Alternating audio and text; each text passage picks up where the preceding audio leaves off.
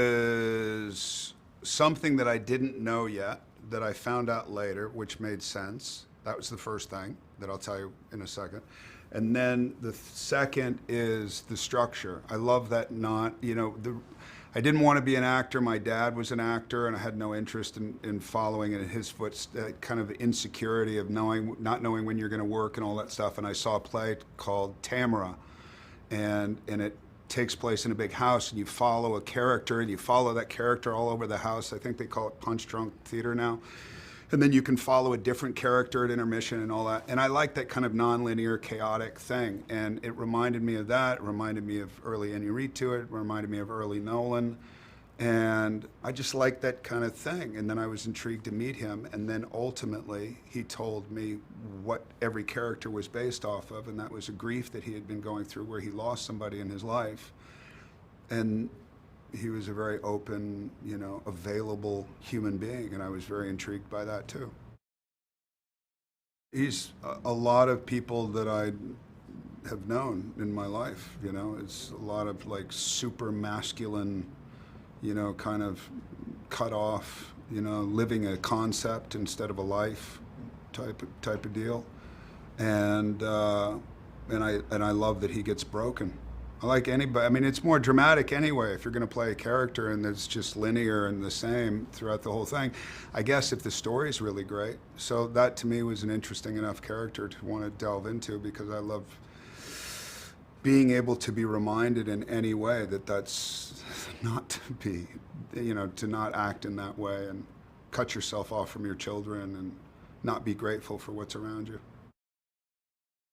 He partners. The fact that, I think he's taken everything on himself, and I think he's exhausted all possibilities. He's a total control freak, and he's not winning. He's not making any headway whatsoever. And I think that the fact that he blames her, so he brings his enemy close, thinking that she may have answers. I think he's just utilizing every bit of control that he can muster in order to win in the end. And I think what ends up happening is he kind of breaks, and he realizes that he actually misses his kid, and that he's sorry that he didn't reveal during that relationship, how much he loved him and all that. It's one of those movies that turned out way better than I thought, and I knew it was going to be good. But when you see something that just has, with sound design, with camera movement, with character work, with storyline, with the bleeding over, the intersecting storylines between each character, all that kind of stuff. It's like there's every reason for it not to work. And then you have somebody like Zach that comes along. He's just an elevated filmmaker. And I don't know that at the time. And then you see the movie and you go, wow. So thank God this guy exists, and I can't wait to see what he does next. I knew by page 5 that, which is very early, that there was a very good chance that I was going to want to be involved in this. And then by page 10, I definitely knew, okay, but don't want to miss this. And then it just was like, okay, well, how does the last 10 pages end? And everything was perfect. He's the best. I mean, he is such a visionary. He thinks outside the box. He's so original. He's so direct and knows what he wants, but he still allows other people to just play in a way. And when it's great, he doesn't touch anything and he lets you kind of do your own thing. But then when you need help, he comes in and he's like, nope, this is what it is. But it's the best. It's the best. The thing that I always found interesting with her is that her intention was very pure, but the execution was sometimes a little like up in the air. And her heart, she has a very big heart. And I personally love characters and scenes and just films that her character starts out one way and ends completely differently. And there's something that I love about a little bit of a messy teacher that I was like, okay, I love it. He's just so lovely and so easy to work with. And I've been the biggest fan of Alden's for so long. And then I was very nervous to meet him because I was a fan of his. And then once I met him, I was like, oh, he's also like the coolest person. But it was kind of one of those things. I think the scene in the bar, that scene was written so beautiful. And we were very nervous because we wanted to make sure that like all the movie gods kind of were there that day and everything was, smooth sailing. And I'm very happy how that scene turned out. And we had so much fun acting it. And I had so much fun acting with Alden. I think she grows up. I think in the beginning, she kind of feels like an adult child. And I think that's why she has an easy time relating to the kids. And then by the end of it, she has to grow up. There's like a switch, in a way. How wild it is. And how they didn't know where it was going. And I think they're just going to be talking about it because there's never been anything like it. When I was like 10, 15 pages into it, I was like, this is one of the most interesting things I've ever read. And it really was one of the best scripts I've ever read. And I think the only way I can understand that is that when I then met with Zach and talked to him, he brought me into how personal and from what a deep place this all came from.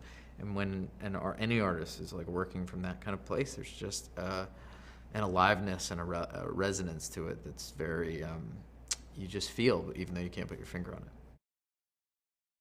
I think one of the things that was really, that I came to understand about the film is that every character in this film is really like a different part of Zach. And so once I knew that and we talked a little bit, I could sort of look at Paul's story and understand pretty easily what part of him that was coming from.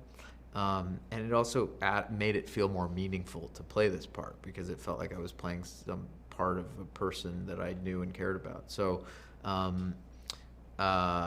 yeah, and then all the, things you do and trying to understand it and spending some time with police officers and stuff like that.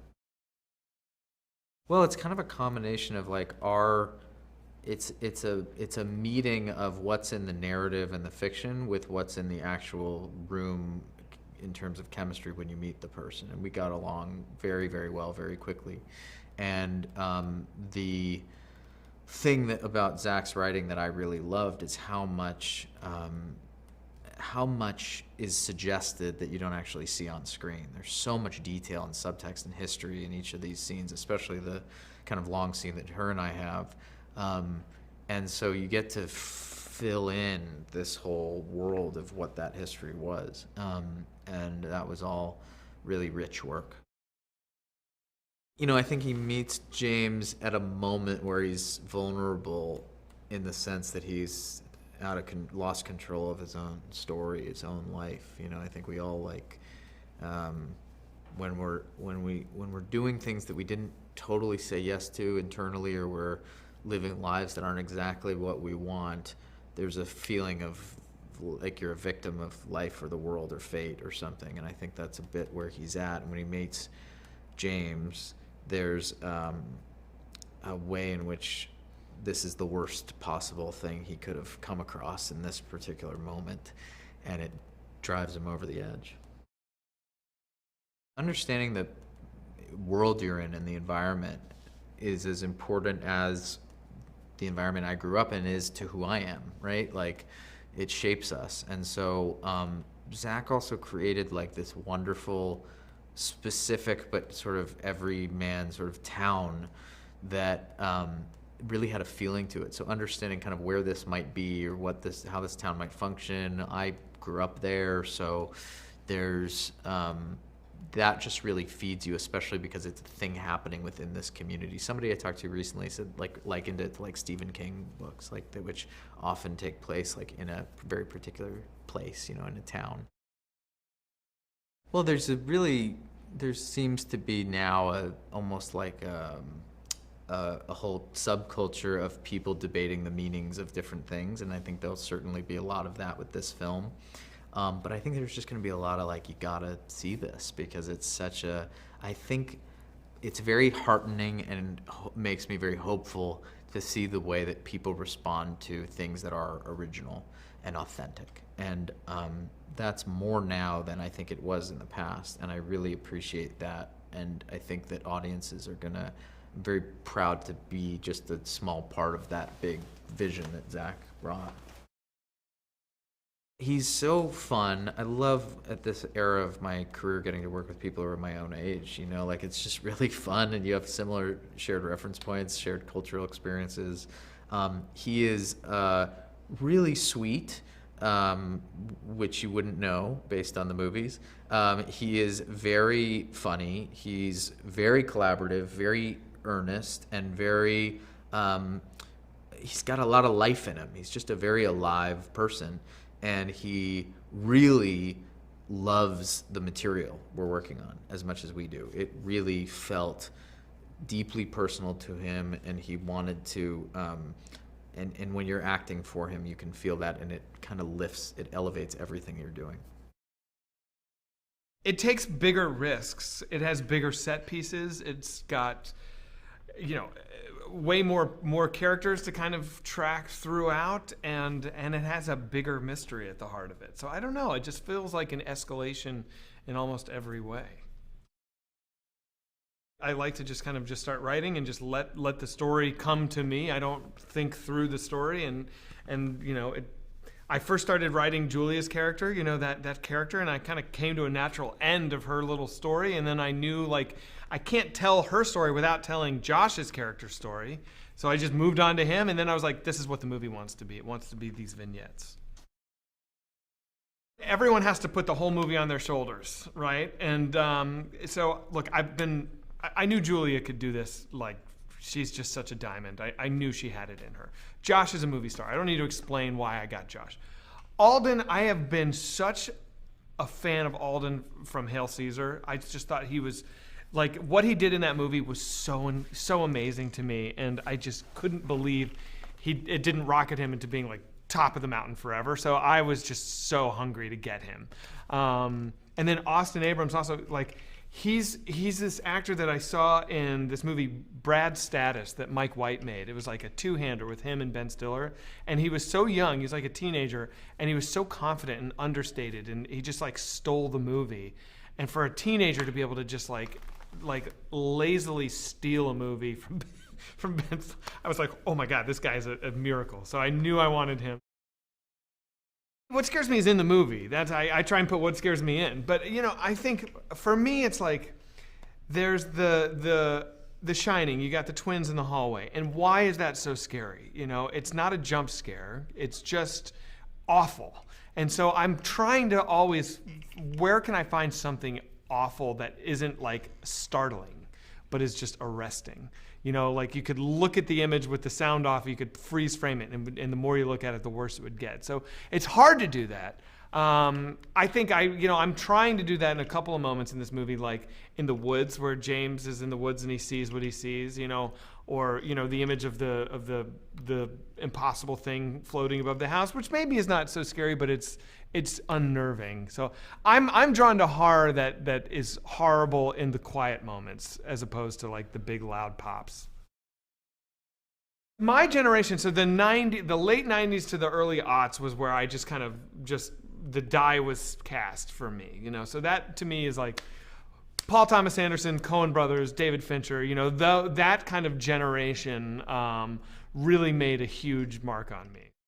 Larkin and Tom and I talked a lot about Gregory Crewdson, the photographer, and we talked about Mayor of Easttown, you know, this very real, authentic, lived-in town that did not feel glamorous at all and felt warts and all, and there's clutter and there's extension cords, you know, where they shouldn't be, and that kind of a thing. So that felt great. I just wanted it to feel like everything was on location, even though we did some stage work. I wanted it to just feel like lived in.